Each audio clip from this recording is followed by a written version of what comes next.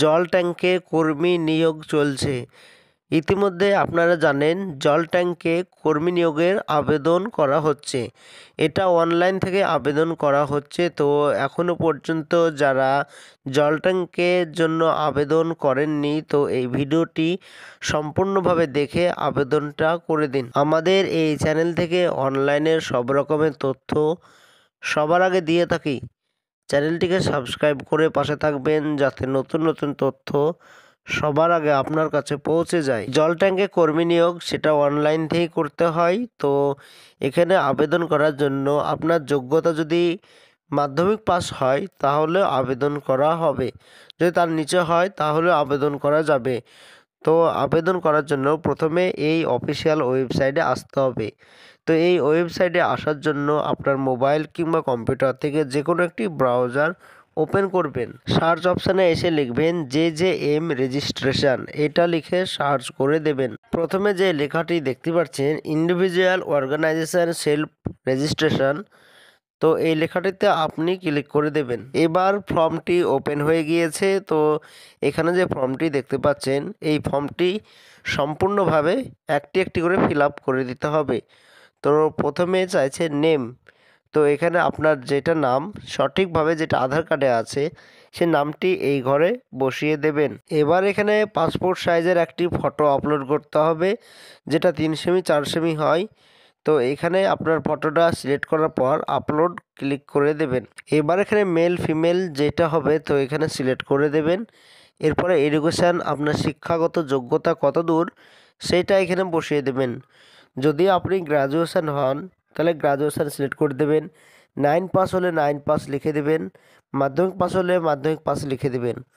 তো এইটা দেওয়ার পর নিচে যে অ্যাড্রেস দেখতে পাচ্ছেন, তো আপনার যেটা বসবাসের অ্যাড্রেস, আপনার ঠিকানা সেটি বসিয়ে দেবেন। প্রথমে আপনার ভিলেজ, তারপরে পোস্ট অফিস, তারপর PS থানা, এরপরে আপনার জেলা, কোন জেলায় বসবাস করেন সেইগুলো সঠিকভাবে বসিয়ে দেবেন। এবার এখানে সিটি অথবা টাউন চাইছে, তো এখানে আপনার জেলার নামটি বসিয়ে দেবেন।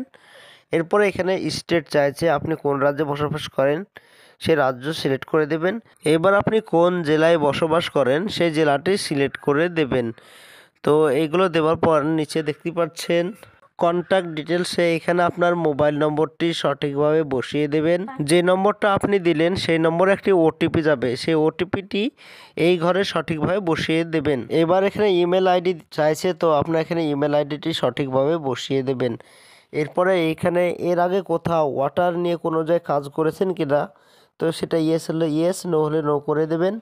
এরপরে ওয়াটার সম্পর্কে আপনার অভিজ্ঞতা কত বছরের আছে সেই অভিজ্ঞতা এখানে 1 বছর 2 বছর যেটা আছে সেটা আপনি বসিয়ে দেবেন।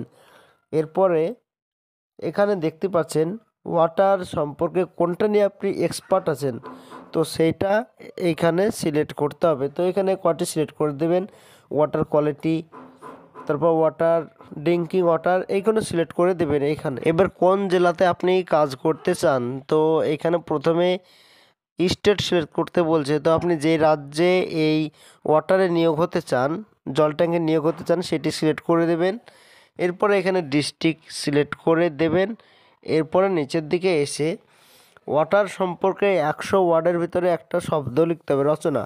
তো এখানে 100 ওয়ার্ডের ভিতরে আপনি একটি ওয়াটার সম্পর্কে কিছু লিখে দেবেন।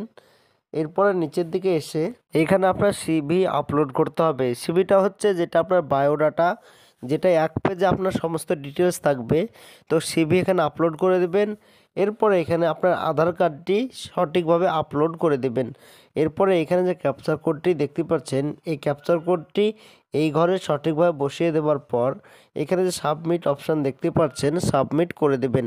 সাবমিট করতে আপনার এই অ্যাপ্লিকেশনটা সাকসেসফুলিভাবে হয়ে যাবে। আমাদের এই চ্যানেল থেকে অনলাইনের সব রকমের তথ্য সবার আগে দিয়ে থাকি। চ্যানেলটিকে সাবস্ক্রাইব করে পাশে থাকবেন যাতে নতুন নতুন তথ্য সবার আগে আপনার কাছে পৌঁছে যায়।